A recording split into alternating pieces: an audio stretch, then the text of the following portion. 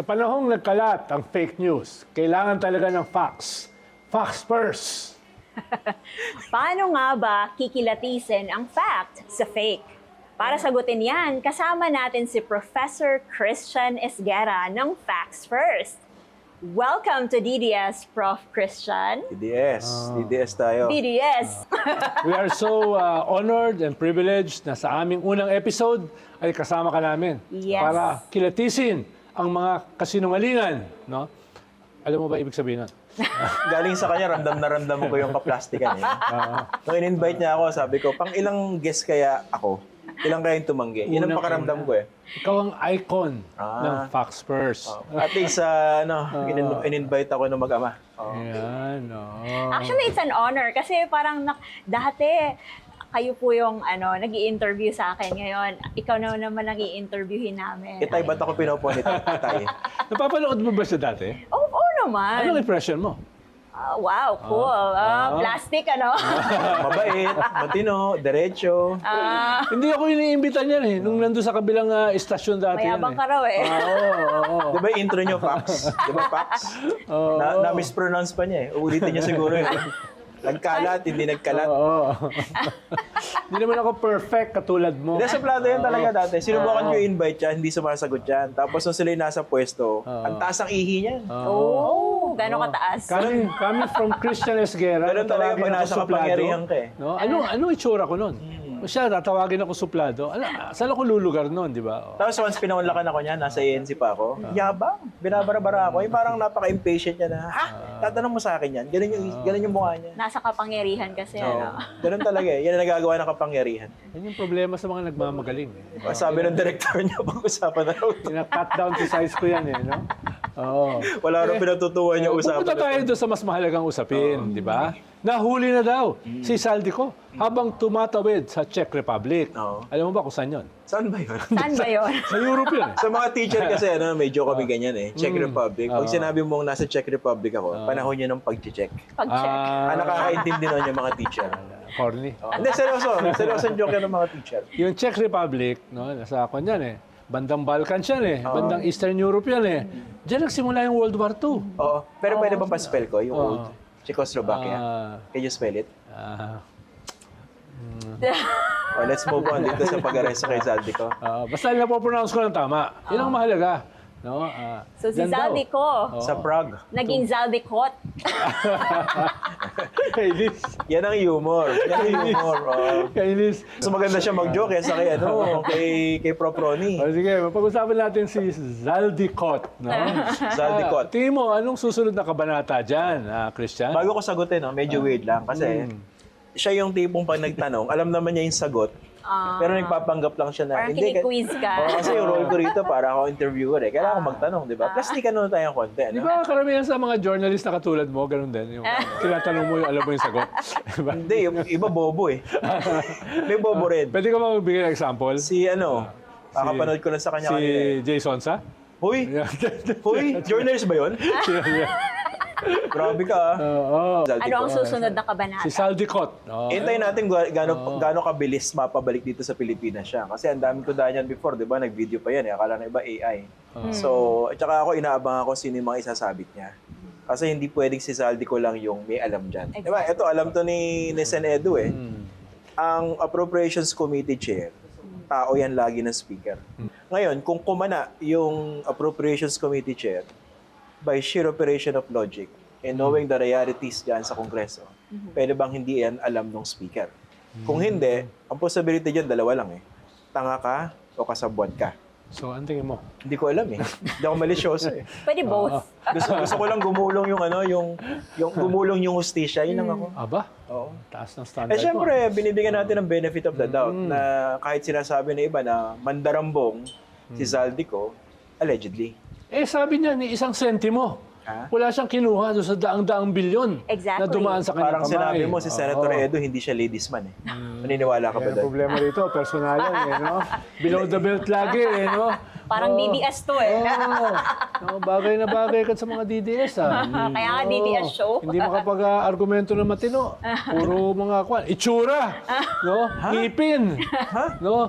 Paglalakad, no? Baba. Yung mga pinupula, no?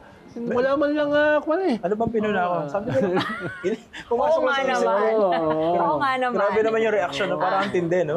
Parang may na-trigger ako, no? Observation lang, no? Pero sabi mo kanina, may ugnayan ng Malacanang diyan sa head ng Appropriations Committee ng Congress.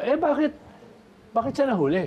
Ha? Tingin mo ba by design yan na siya ay huhulihin talaga o aksidente lang? Gusto niya uminom ng beer sa Czech Republic. Uy, ang pinakamasarap na beer. Ha? Wala sa Germany. Nasa Czech Republic daw. Anong brand? No, daw. Anong brand? Hindi ko maintindihan yung spelling, pero iniinom ko.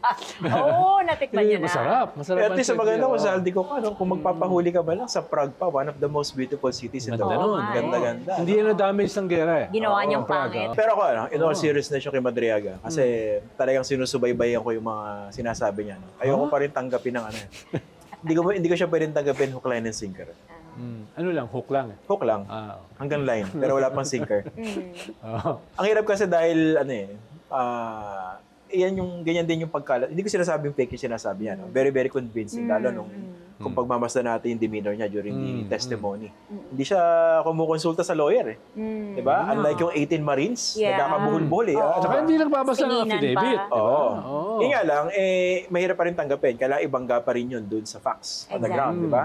Kasi ang daling dagdagan eh. Ang daling bawasan. At kung mangyari yun, pwede magulo yung kwento. Pwede makalusot tuloy dahil pwede masira yung credibility niya. Ganun yung attitude ko kay Madriaga. Pero so far, he seems credible. Pero hindi pa naman kasi trial yan Yes, eh. Probable cause lang yan, confirmatory, oo. establishment. Kaya yung mga ebidensya, malamang, baka doon umakyat yun, sa taas. Kaya ako curious mag-trial.